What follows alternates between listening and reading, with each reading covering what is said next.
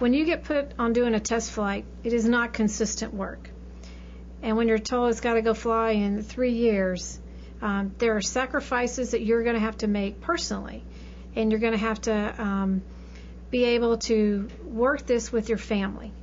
And so you need to be aware going into this that it's going to take a toll between you and your family. And so you kind of not forget that, and not forget your family and your friends and yourself during this time. And because we tend to jump into these and we want to run them at a sprint pace. And you need to realize that when you're doing this, you need to treat it more like a marathon. Make time that you can get through all these phases. And it's not, don't go run it at a sprint pace. Think about your personal health and your family, and don't forget about their considerations when you're doing this, because these type of tasks, you get so excited and you're so enthusiastic that you just want to sprint out. And so save your energy a little bit. Do it efficiently so you get through the whole thing without any incidents or any anomalies. And that's what we need. That's the way to do it.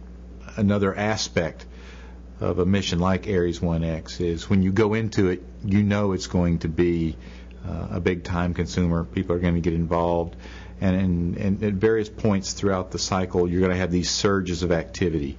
And for my purposes, I'll talk about the launch phase. For the last 8 weeks or so of the mission, of course, there was almost no time off. People were working constantly. We could all see the goal. We could see the light at the end of the tunnel. And a lot of folks, it gets you very motivated. Your adrenaline's going. At some point, you have to keep an eye on the folks, especially as the managers. You have to look out, and look at the folks who are sitting at the table from 8 a.m. until 10 o'clock at night. You look around and see who's feeling the stress when you talk to them. That's one of the big things, and we've emphasized this several times, is the personal part of it. Get to know your people, build a team. You look out for each other. And as the managers, you especially have to look down and see the other folks. As a manager, you may have been through this before because you've got that bit of extra experience. You know kind of what's going on. You know for yourself what to look out for. The other younger members of the team may not recognize it. Now, they're feeling stress, and you know that that's being translated to what's going on at home.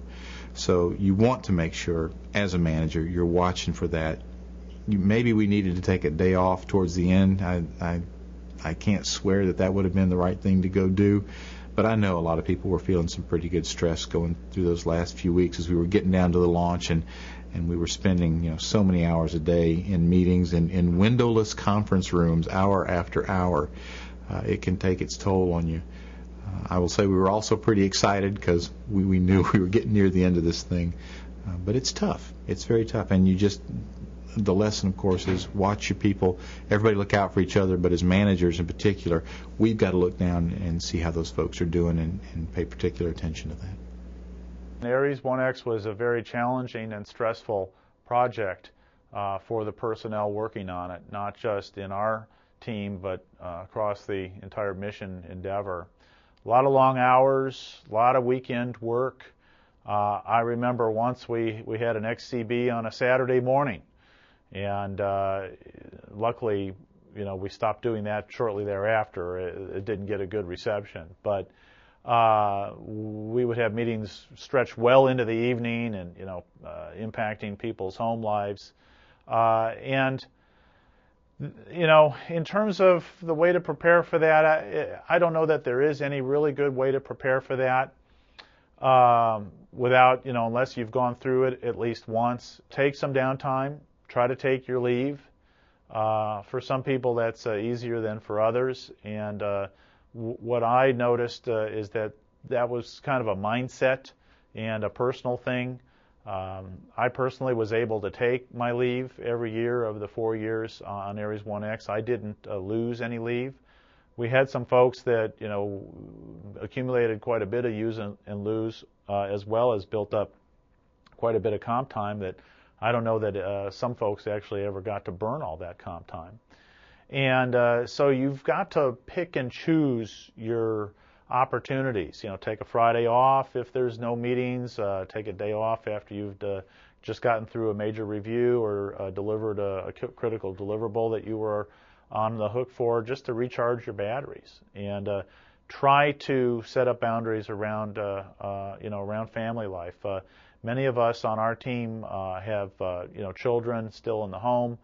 Some had younger children, and for myself, I really tried to draw a line if I possibly could in terms of being able to go to their events. And sometimes you couldn't do that. You just had to be at a design review meeting that required you to travel, and so there is going to be a certain amount of personal sacrifice that comes with the opportunity and the privilege to work on a high-profile, really once-in-a-career flight test opportunity like Ares 1X was.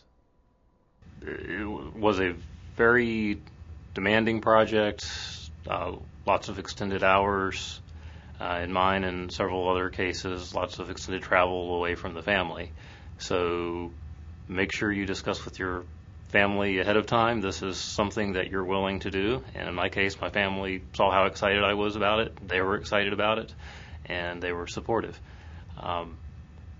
In addition, the standard, if you can get more people to support, get a larger organization, that is great. But being fast-paced and trying to just move quickly, we got the people we could and ran as fast as we could with who we had. Fortunately, we forged several great friendships with people throughout the team, and we were there for each other to be able to stand in when somebody needed help. For example, one of my people had some family medical issues, and the others of us went in and took the extra hours to take up while he was doing it. It was something we were happy to do, and it was such a family feeling in the project that it was just we never questioned not doing it. So. Yeah, I guess getting a team that you work with together closely and that you understand helps you to be able to realize when they're in need, even when they don't say it. It's with such a fast-paced, demanding program, it's important not to overpush people and to be able to be flexible enough to change out people even just temporarily when needed. The Langley management was very supportive to our needs. We did take on a lot more than we felt typical for any of our previous projects. But when we did feel the need for help and we did approach management and say, we need this, they did listen and they did respond. We had the relationship where they realized if it gets to the point where I'm asking for help, I obviously need it, and they would do something about it.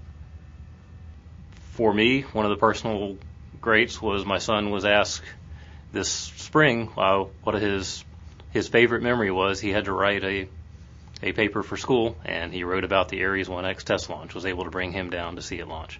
So that was another thing that made it worth it to me.